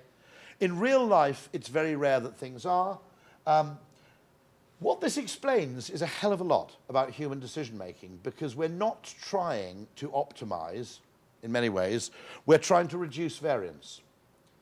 Because this is getting a bit nerdy, I apologize for this. Under multiplicative dynamics, okay, low variance is better than high variance. In additive dynamics, there's no difference between 2 plus 2 plus 2 plus 2 and 3 times 1 times 3, 3 plus 1 plus 3 plus 1. Under multiplicative dynamics, 2 times 2 times 2 times 2 times 2 times 2 is a much bigger number. What is that? 64 is a much bigger number than 27, which is 3 times 1 times 3 times 1 times 3 times 1, okay? And they argue that a very large part of human instinct, if this mathematical model of theirs is right and the economist model is wrong, a large part of human instinct is towards doing something which means that we'd much prefer that something that's between okay and pretty good than something that could be brilliant or might be terrible. Okay? And so a large part of our instinct is to avoid any potentially catastrophic outcome. Now, I would argue, and Ole actually kind of agrees with me, fascinatingly, this explains why McDonald's is the most popular restaurant in the world. It's not because it's really, really good, it's because it's really good at not being terrible. Anybody know what Usain Bolt eats for the 2 weeks before he competes in the Olympics? Chicken McNuggets, yeah. Now, you're going to go, what? This man's body is a temple, okay? Usain Bolt's argument is very simple and completely correct, okay? I am basically the best runner in the world. Therefore, if nothing cocks up, I will win. There are only two things I need not to cock up. One, lots of protein. Two, I don't get ill.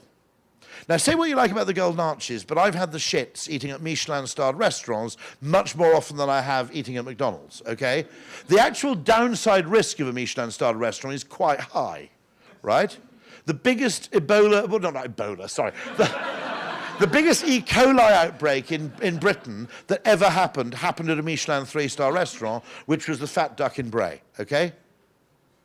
And actually, a large part of human instinct is going, actually the difference between good and great is nice, it's interesting. Now, don't get me wrong, if you're trying to show off, if you're dating someone, you don't take them to McDonald's, okay? That's what Nando's is for, after all, okay? But if you're Usain Bolt and your basic thing is, I don't want to get ill, I get cross because Heathrow Terminal 5's now got so poncy, there isn't a McDonald's there.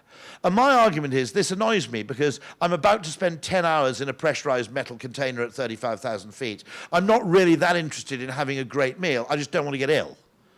And yet what they have at Heathrow is a sodding oyster bar, okay? If there's one thing you don't want, it's food poisoning at 35,000 feet, right? Now, I would also argue, taking this further, that's why humans copy each other. Because if you copy each other, it may not be optimal, but it won't be catastrophic. Because what everybody does is somewhere between okay and pretty good.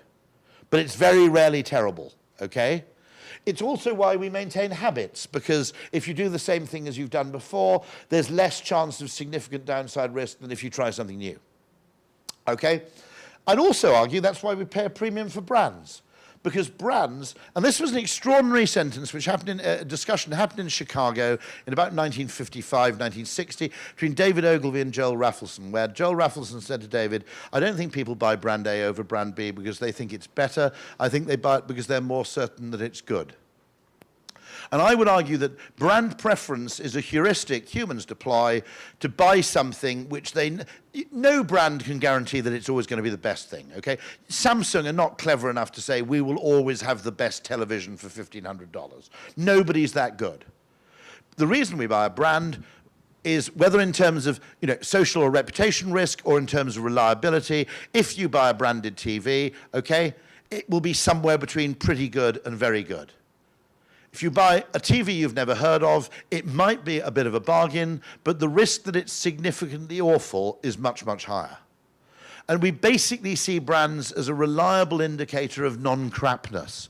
And therefore, fascinatingly for advertising people, buying them isn't irrational.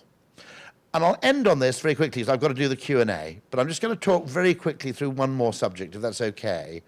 Now, one of the reasons why what I think is so important about psychological solutions needs to be considered is not only because economics is wrong, and we need to understand where economics is driving us astray, because I genuinely think the obsession with quantitative metrics, the obsession with what economists think of as objectively important measures of success, is an extraordinarily wasteful focus of attention compared to actually creating a life that people genuinely enjoy. Okay? Designing life around human perception and human happiness seems to be more important than trying to always improve metrics like speed, time, duration, cost. That's the first point. The second point I make is that so much that's important now in life, if we want to change behavior, has got nothing to do with economics at all. So this is my wash basin, okay? It broke 6 months ago. The reason I haven't repaired the wash basin is not economic. Okay, if I could wave a contactless credit card over the wash basin, pay £300 and have it instantly repair itself, I would have done that within 5 seconds of the accident occurring, okay? The reason I haven't done it is basically because the pain in the arse business of finding a day when you're free, when there's a plumber available, agreeing with your wife which taps to get on the new wash basin, deciding which color the wash basin has to be, basically getting all those things decided at once is almost impossible. So the reason I failed to do this is not because I don't want to do it or that it's too expensive to do.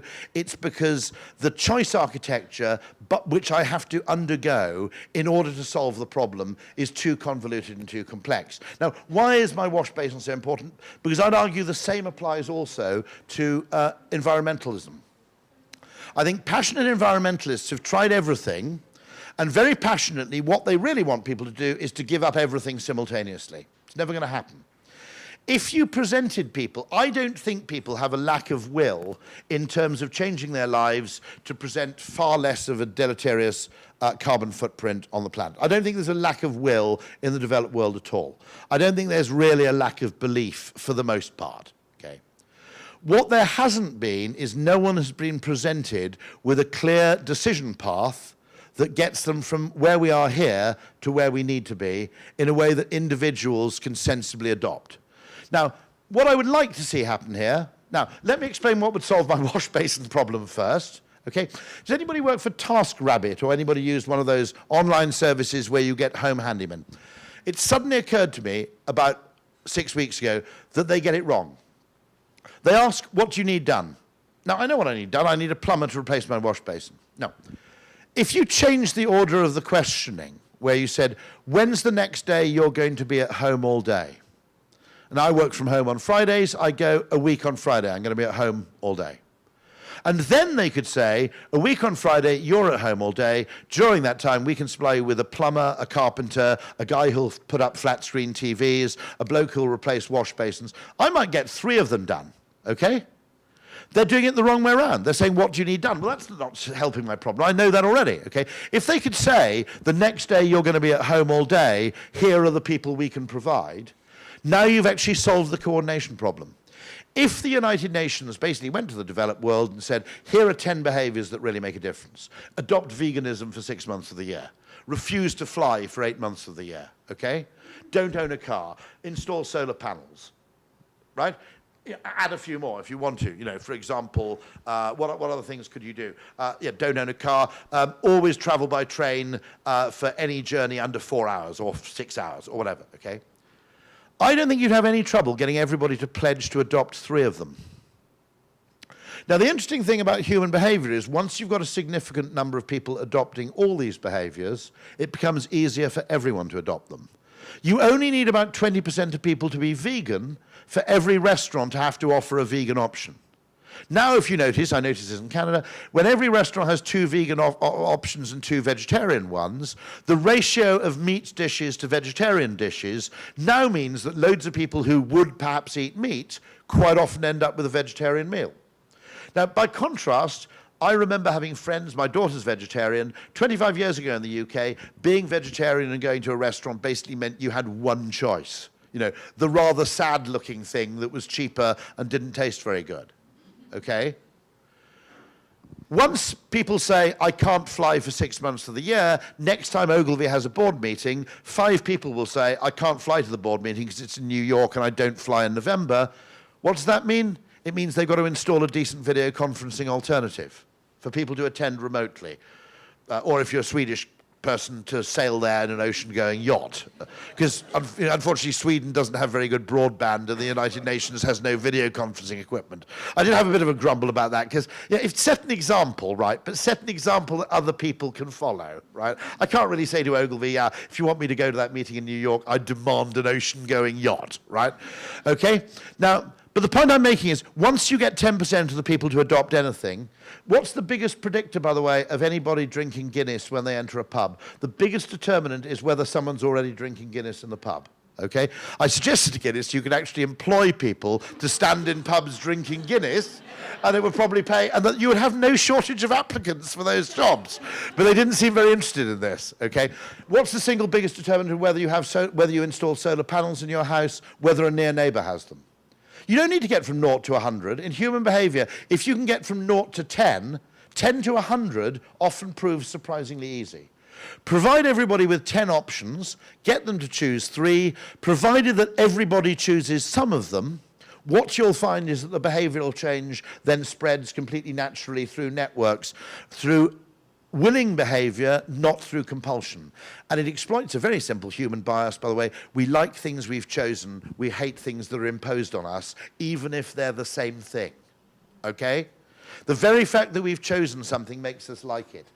And so, as I said, video conferencing, lots and lots of things like this, they're nothing to do with economics. We need more people to video conference. You can't say it's an economic problem. It's not technological. The technology is really good. It's not economic. It's practically free. Okay? The reasons people aren't doing this are cultural. They're to do with, we need a 10% of people who insist on doing things by video conference, and then suddenly you've broken that social awkwardness of saying, no, I don't want to fly in November. Okay? And all these things I think are really important, because if you give them to economists, they'll come up with magic-free answers. Because the whole basis of economics, by trying to make something look like physics, you've created a science where there's no magic. The fantastic thing about psychology is there's magic all over the place. This TV produces all those colors. No, it doesn't. Your head produces them.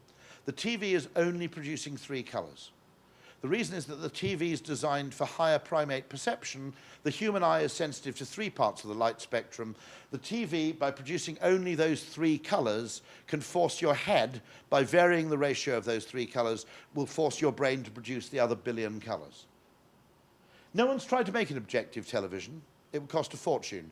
You'd need to have literally every pixel capable of producing every single thing on the spectrum. It's entirely a brain hack, okay? Now, nobody says a TV is immoral because it's not reproducing the light spectrum accurately. So I would argue that something that makes a journey feel shorter isn't cheating, simply because it makes a journey feel shorter without reducing its objective duration. I'm kind of cool with mind hacks. And I'll end on this, just to prove my point. By telling a different story about something, you can make good things bad, Ed Sheeran, for example, okay? You can also make bad things good simply by changing what the human brain pays attention to. Simply by changing the frame of reference. You know the business where you land at an airport and you're about a mile from the terminal building, and you hear the engines wind down, and everybody on the plane has the same thought, which is, oh shit, it's going to be a bus, right? And we always feel that, don't we? If it's not an air bridge, we go, they've cheated us again, they've fobbed us off with a sodding bus.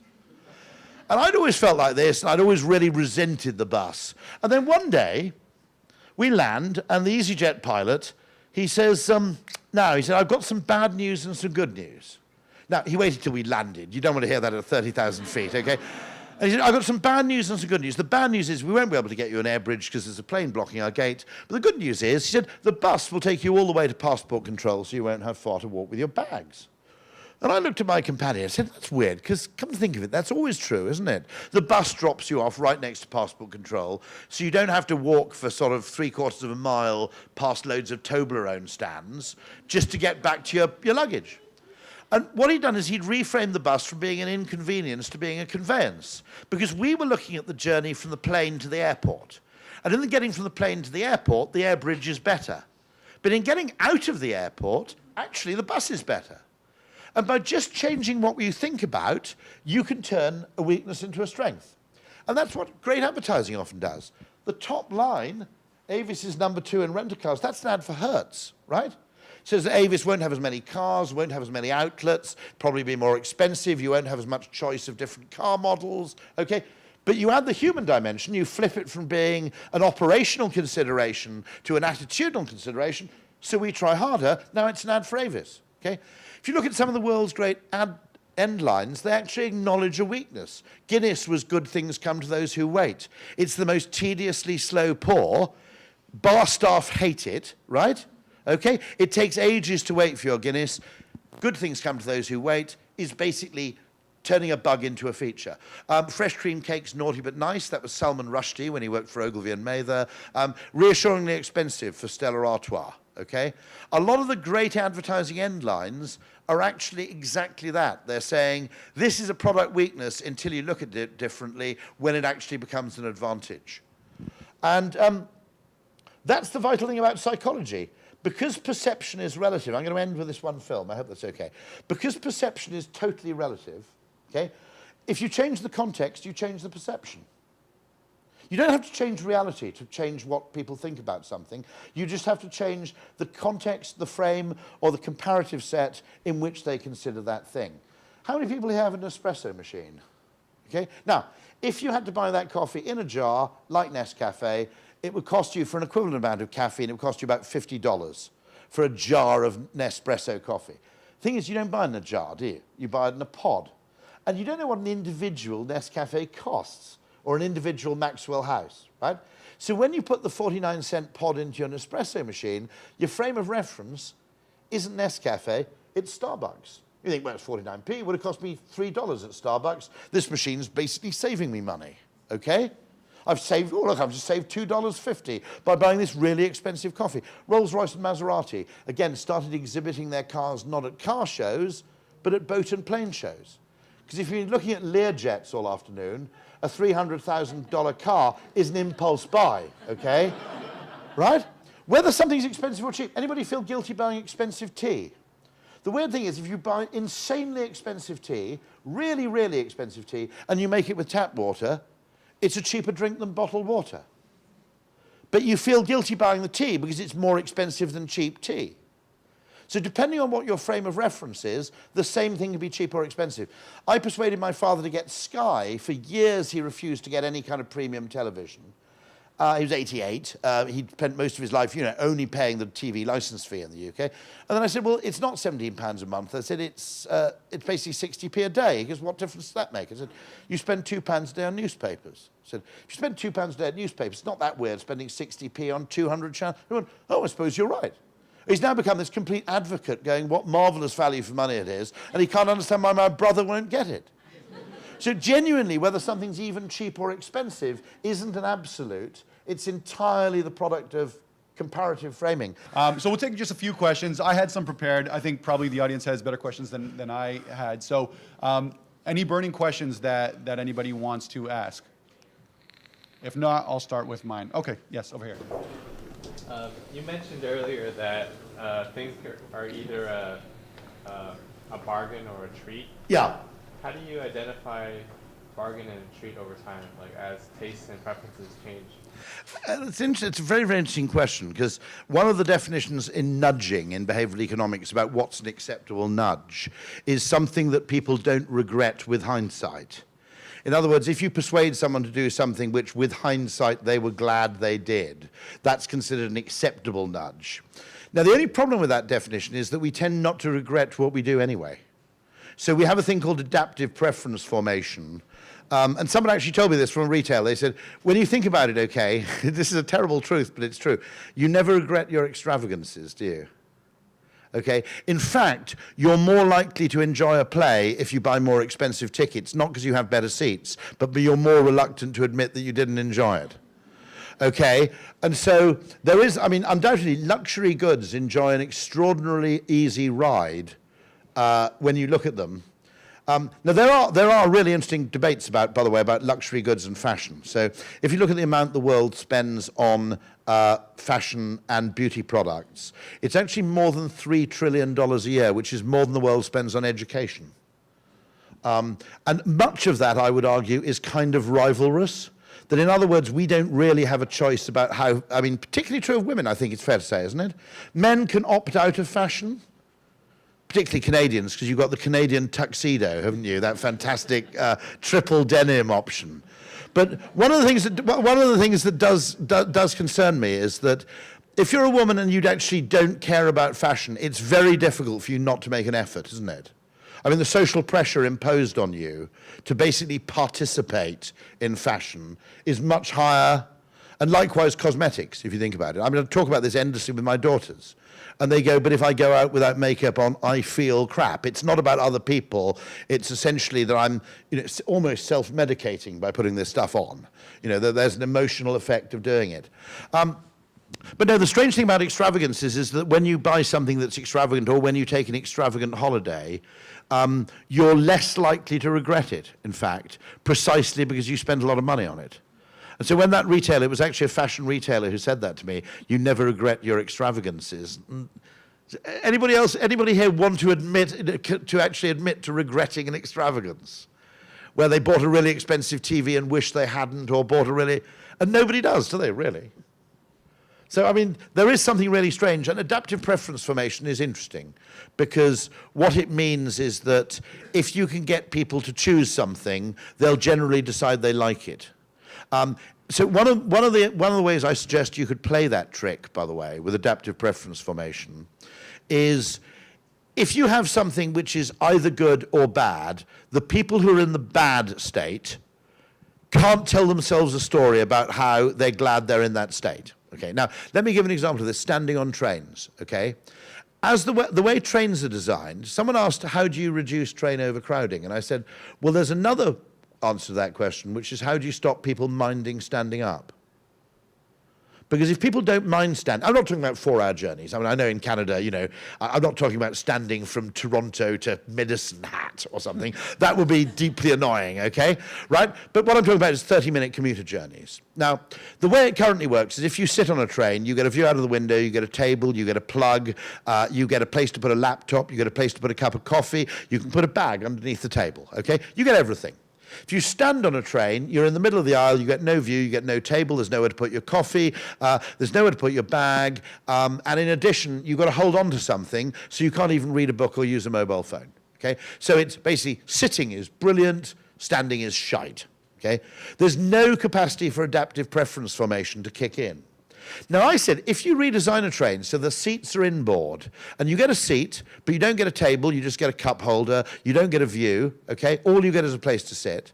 And then if you stand, you get lots of leaning posts along the windows of the train with a small ledge for a laptop or a tablet, you get 2 USB chargers, you get a hook to hang your bag on the wall of the train. People will actually choose to stand. Or people forced to stand can tell themselves a story about, actually, I'm glad I'm standing because I can get on with some work on my laptop, right? So if you design a train around 2 trade-offs rather than win-lose, you can actually increase the sum of human happiness because people in both states can tell themselves a story about how they're glad it turned out the way it did. Does that sound like cheating? Does anybody else agree with me here? I had this insight because when I went to college, the first year, everybody was allocated a room that was about equal. Then we had a student ballot, and you could be anywhere between number 1 and number 200. And the person who was number 1 got the first pick of rooms in the second year. And the person who was number 200 ended up bloody miles away in a shithole, okay? But in the third year, it reversed. So the person who was number 200 then became number 1. Now, the weird thing I noticed was that every single person was glad about how it turned out for them, because they just told themselves a different story. They said, actually, it's much more important to have a good year in the third year, because that's exam year. Or they go, well, you don't want to have a bad room in your second year, because, if you have a bad year in your second year, you're miles away, you see. Whereas all the rooms in the third year are kind of okay. And then the people who are in the middle went, well, it's great. I'm glad I'm in the middle because I don't get a crap room either year. Okay?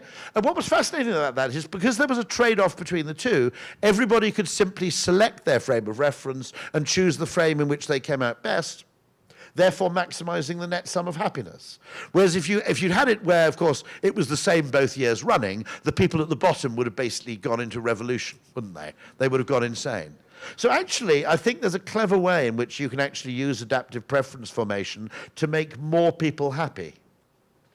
But I mean, psychological things are really weird like that, and there's some of the things I genuinely don't understand. So someone asked me about road pricing and having premium lanes on roads. Okay. Now, it's very important if you're trying to get to Heathrow Airport in the UK and you have to traverse the southwestern section of the M25, if there's a bad traffic jam, it's a disaster. You miss your plane.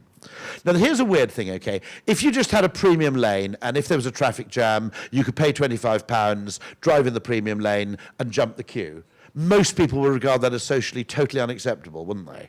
And I think I would even, trat in a Bentley, just, whizzing past it all.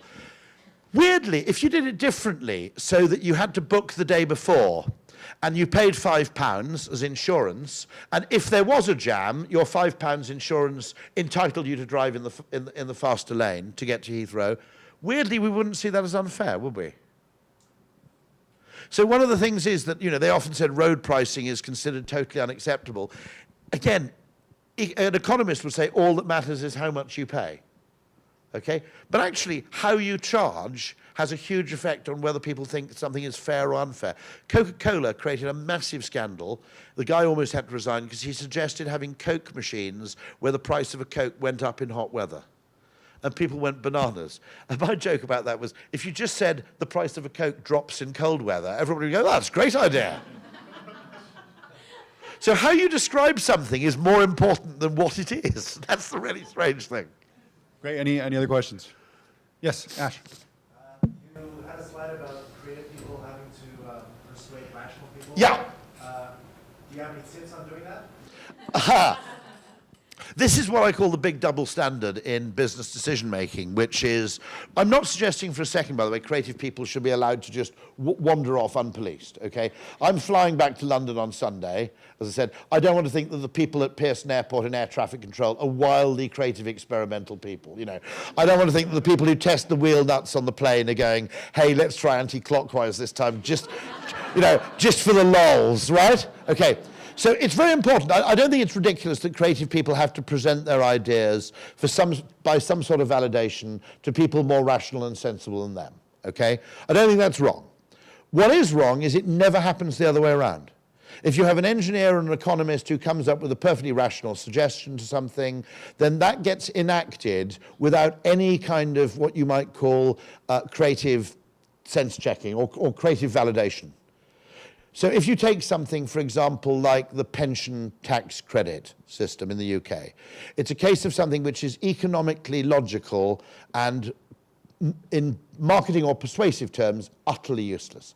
So we spend in the UK 25 billion a year in tax rebates for pension contributions. To give you a measure of that, that's about a fifth of the cost of the National Health Service. Now, as a way of persuading people to have a pension, effectively paying tax rebates in real time into the pension fund is as an appalling a use of money as an incentive as you could possibly imagine. Because you've never walked past a mobile phone shop and it says, sign up to this tariff now and we'll give you a great handset in 2045, have you, right? Okay. No marketer would ever say, do this now and you'll be rewarded in 30 years' time, okay? Because we discount future gains.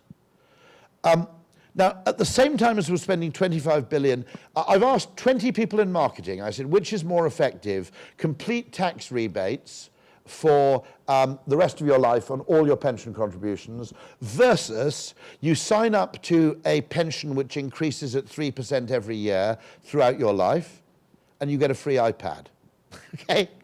And all but one of the marketers thought free iPad would be more motivating than the 24 billion we spend on that. Now, I'll give you another example of this. Actually, I'll try it for Canadian audience, okay?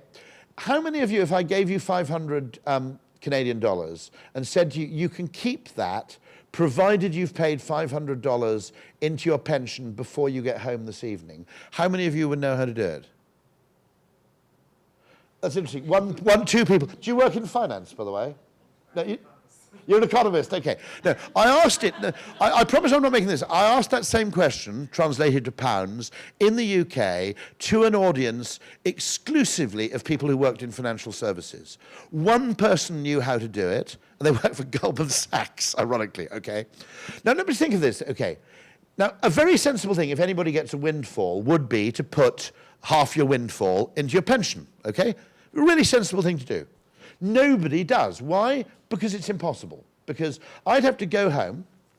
This is how I'd have to pay £500 into my pension, right? I'd have to go home, ask my wife to retrieve something from a filing cabinet. I haven't got a clue where it is, okay? I'd have to find an address, write a cheque for £500. I have no idea where my chequebook is. I haven't written a cheque for 6 months. Find an address to post it to, I think in Bristol, right? And write a letter with a load of account numbers explaining what I wanted to do. How would I know they got the money? They wouldn't write and say thanks for the money. No, I'd have to remember in 6 months' time when I got my pension statement to check that they'd credited the extra £500. Okay, now, the reason that's catastrophic, that should be an app. That should be literally, how much do you want to add to your pension this month? Okay, if the government's going to spend 25 billion on incentivizing a pension, they could spend £500,000 on an app that makes it really easy to do. In other words, okay, this month you actually haven't spent all your money, you've got £500 left over, do you want to put any of it into your pension? £300, bing, right? I've just turned it into 500 or whatever with a tax thing. No, you can't do that. Now, there are two things about it. One, nobody does it because it's difficult. Two, there's a second order problem in human psychology, which is because it's difficult, we assume we're not supposed to do it. Okay, we go, if this was a normal behavior, someone would have made this easy. So the fact that I've got to do all this paperwork basically means I'm a weirdo. It's like using moist toilet paper, right? Everybody should use moist toilet paper, agreed? Right, thank you. The Japanese there, absolutely spot on. Any Japanese there? There must be. But Muslims and the Japanese, quite rightly, recognize that a toilet should come equipped with some sort of water supply, right? You wouldn't go out in the garden and get mud on your hands repotting a plant and go, oh dear, I got mud on my hands, let me rub them very vigorously with some dry paper, would you, right? But for some reason, when it comes to your rectum, that's fine, okay? Right? Now, the interesting thing there is, we asked this question. Now, when you think about it, okay, you go to the shop, your unconscious brain looks at the toilet paper aisle, and there's an acre of dry toilet rolls, and then there's one thing of moist on the top shelf. And it's blue and white, so it looks medicinal, and it's on its own, and you think that's probably for perverts and people with a medical condition, right? But the second you give it a moment's thought, right, you realize that using something moist to clean your bum is so obviously logical that it's weird that we don't do it. It's like solar panels. The reason we don't have solar panels is because our neighbors don't have them. The reason we don't have moist, it's not a rational thing, it's not an economic thing. We're a herd species. You know, we feel disproportionately uncomfortable doing things that people around us don't do. And, you know, so our behavior is hugely conditioned. That's why the guy standing there with a pint of Guinness is permission for everybody coming into the pub to order a Guinness.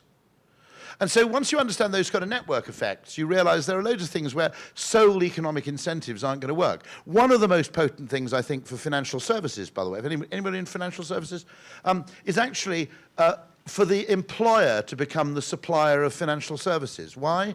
Because we feel comfortable with an investment product, which is the same product as everybody else we work with. Why is that? Okay. Well, antelope, the reason they graze in herds isn't because you get better grass that way. You get better grass if you wandered off on your own. But if you wander off on your own, you spend 20% of your time grazing and 80% of your time looking out for lions, right? Whereas if you're in a herd of antelope, you can spend 95% of your time grazing and 5% of your time you just keep an eye on the most neurotic antelope. And if the most neurotic antelope seems relatively relaxed, you can probably chill and get on with a bit of grazing. Now, in the same way, okay, if everybody in Ogilvy has the same pension, to be honest, if they put the charges up, if it starts underperforming, I'm never going to notice, right? But some sad bugger in the finance department will notice, and I'll get to hear about it. And so selling financial products collectively just creates a kind of confidence in people that selling them individually doesn't do. And then what economists have done is they've created huge amounts of choice in financial services, which they think benefits people because they assume we're an individual optimizer, not a collective satisficer, okay? And the huge amounts of choice mean that everybody has a different pension from everybody else, so everybody's frightened about it. And so, you know, there are arguments where the government could step in and say, basically, we're only going to accept these are the 10 pensions, okay? And if anything bad happens to one of those 10 pensions, you're probably going to hear about it, okay? So that's, you know, if you think about it, what choice does in financial services products is it allows financial services providers to play kind of divide and rule, you know, because there's no collective information mechanism. That's why everybody, in 1950, the reason everybody trusted their bank was because everybody knew the bank manager knew everybody, but there was a third dimension, which is the bank manager knew that everybody knew everybody else. So he only had to get caught out cheating one person on their home contents insurance, and his reputation was toast in the whole town. So he couldn't afford to deviate. The second a bank became something that operated 200 miles away and you were account holder 109763, that basic mechanism of human solidarity, keeping people in power honest, breaks down. Now, do you want to get a bit Brexity for a second, okay? If you think about it, there's no mechanism in a unit of 27 countries where you could ever, speaking about 23 different languages, where you could ever get a democratic movement to kick out the people in power. Because the 27 different countries are too ill-connected to actually, whatever you think about, okay, about American politics, okay, every 4 or 8 years, they completely purge the governmental class, don't they? They have a change in mood, they go, these people have run out of ideas, they become corrupt, everybody goes, okay? It's never going to happen in Europe because they're 25 different languages, they're 25 different media, there's no capacity for a collective mood to sweep that continent going, okay, we've had enough of these people, we want different people. And so the people in power can then play divide and rule between those different cells. And what used to happen is, you know, the bank manager couldn't play divide and rule because there was an unconscious solidarity between all their customers where they collectively kept him honest. And so it's only when you understand, you know, by the way, as I said, I'm 50-50 on the Brexit question, but the idea that there are no reasons to object to the European Union is just as ridiculous as the idea that it's wholly evil and badly intentioned. As a democratic mechanism, it's deeply flawed because there isn't that self-correction mechanism in it. And by the way, Americans, the best one, by the way, is Americans who go, you're ridiculous choosing Brexit. I go, you wouldn't even pay a fucking tax on tea, you ungrateful bastards. Okay? So anyway, so if any Americans, you know, come across a bit anti-Brexit, just remind them of that one, right? Great. So I think we'll leave it there. So please join me in thanking Rory for showing up and for... Pleasure. Thank you. Absolute pleasure.